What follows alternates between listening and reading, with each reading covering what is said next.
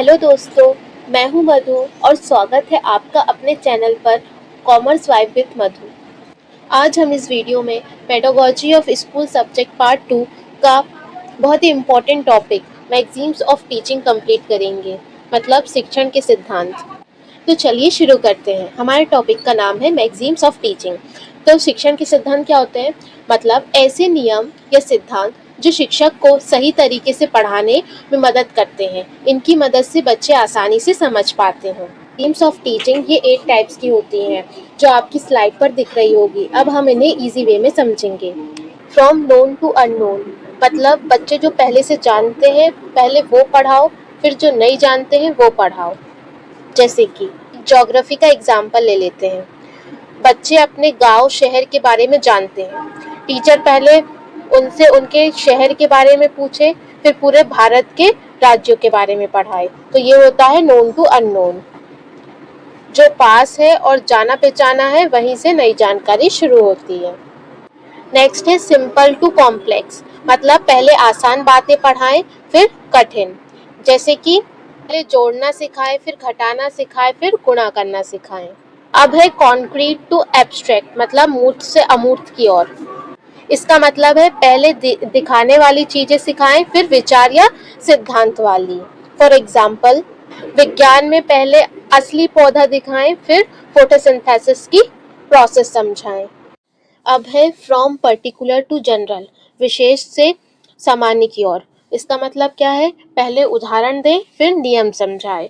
मतलब कि पहले उन्हें वाक्य से वाकिफ कराएं कि सेंटेंस क्या होते हैं। She is playing, they are eating. फिर प्रेजेंट कंटिन्यूस टेंस का नियम बताइए, किसी भी उसका नियम बताएं। फिर है होल टू पार्ट, मतलब पूर्ण से भाग की ओर। पहले पूरा पाठ या विषय दिखाएं, फिर उनके हिस्से समझाएं। उदाहरण, भारत का पूरा नक्शा दिखाएं, फिर राज्य और नदियां समझाएं। फ्रॉम एनालिसिस टू सिंथेसिस, मतलब विश्लेषण से संश्लेषण की ओर। पहले विषय को भाग में समझाएं, फिर उन्हें जोड़कर पूरा अर्थ समझाएं। उदाहरण के लिए, कविता के कठिन शब्द समझाएं, फिर पूरी कविता का भाव बताएं। फिर है फ्रॉम इंडेफिनेट टू डेफिनेट, मतलब कि अस्पष्ट और स्पष्ट की ओर। इसका मतलब है पहले बच्चों की अधूरी जानकारी लें, फिर उसे स्पष्ट करें। उदाहरण, बच्चे जानते हैं कि मौसम बदलता है, फिर शिक्षक अलग अलग ऋतुओं को स्पष्ट समझाएगा। अब है एम्पिरिकल टू रेशियो, अनुभव से तर्क की ओर। मतलब पहले अनुभव से समझाएं, फिर उनका कारण बताएं। उदाहरण, बच्चे जानते हैं कि चीजें गिरती है, फिर ग्रेविटी के नियम समझाएं। आई होप आपको ये समझ में आया होगा। मैगजीम्स ऑफ टीचिंग पढ़ाने का सही तरीका बताते हैं। इनसे पढ़ाई आसान, रोचक और समझने योग्य बनती है। शिक्षक अगर इन सिद्धांतों का पालन करे तो बच्चे जल्दी और अच्छे तरीके से समझते हैं और सीखते हैं। यहाँ तक समझ में आया हो तो प्लीज़ सब्सक्राइब बटन दबाएं और एक लाइक कर दें। अब हम पढ़ेंगे characteristics and nature of maxims of teaching. पहला, साइकोलॉजिकल नेचर, मनोवैज्ञानिक प्रकृति। ये सिद्धांत बाल मनोवैज्ञानिक पर आधारित होते हैं। बच्चे कैसे सीखते हैं, उनकी रुचि और समझ के अनुसार ही पढ़ाने का क्रम तय किया जाता है।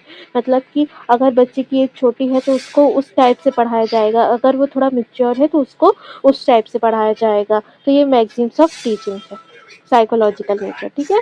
फिर दूसरा है लॉजिकल नेचर, मतलब कि तार्किक प्रकृति। इसमें पढ़ने का क्रम सही और व्यवस्थित होते हैं, जैसे सरल से जटिल, ज्ञात से अज्ञात। इससे विषय समझने में आसानी होती है। जैसे कि हमने जो मैगजीम्स ऑफ टीचिंग के अभी जो प्रिंसिपल्स पढ़े थे, उनका यूज़ करके हम पढ़ाई को इजी बना सकते हैं ताकि बच्चे अच्छे से समझें। फिर है प्रैक्टिकल नेचर। ये केवल सैद्धांतिक नहीं बल्कि कक्षा में सीधे प्रयोग किए जा सकते हैं। हर कक्षा इन्हें अपने पढ़ाने के तरीके में लागू कर सकती है। फ्लेक्सिबल नेचर, लचीला प्रकृति। ये कठोर नियम नहीं है। शिक्षक परिस्थिति और कक्षा के अनुसार इन्हें बदल सकता है। यूनिवर्सल नेचर, ये सभी विषयों और सभी कक्षाओं में लागू होते हैं, चाहे गणित हो, विज्ञान हो या भाषा, हर जगह इनका उपयोग किया जाता है।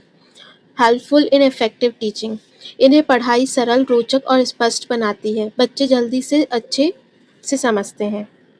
अगर आपको मेरी ये वीडियो हेल्पफुल लगी तो प्लीज़ चैनल को सब्सक्राइब करें, लाइक करें। मिलते हैं अगले वीडियो में। Thank you.